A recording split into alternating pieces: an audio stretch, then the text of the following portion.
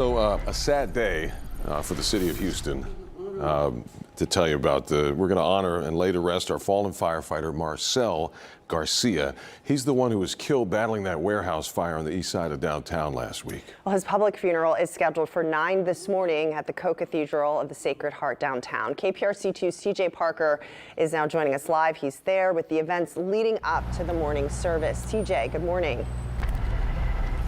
Yeah, good morning, guys. You had mentioned the funeral starts at 9, but before that, there will be a procession from Station 8, which is just a few blocks away from the church. That's where Garcia's body will be moved from that fire station to the church. Here, already a lot of activity taking place this morning. You can see several fire trucks outside of Co-Cathedral of Sacred Heart, where that that public funeral will take place, as you'd mentioned, at 9 this morning. And we just heard from firefighters ahead of this morning's service.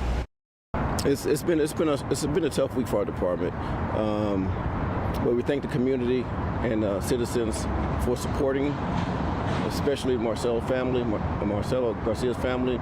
It's been a source of healing, and we appreciate the support. And please continue to pray for the family and the fire department.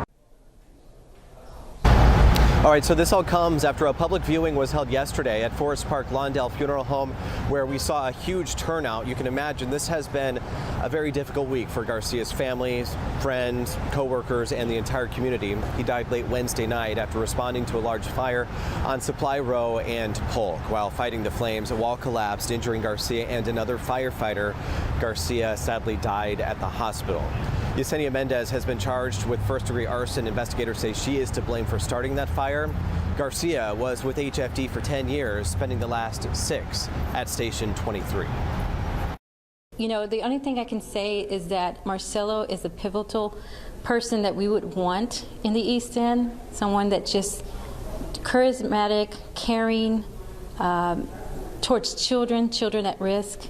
Is someone that we will dearly miss. It's a unfortunate part in our lives because you know, it's the type of person that we would want in our community.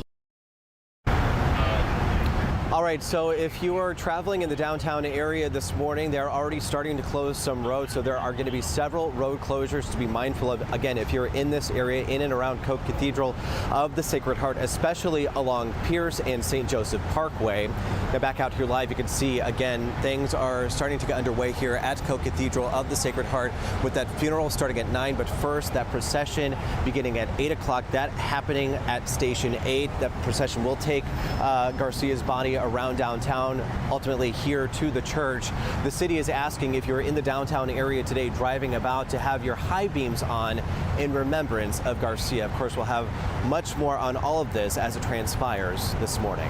We are live downtown this morning. I'm TJ Parker, KPRC 2 News. All right, TJ, thank you.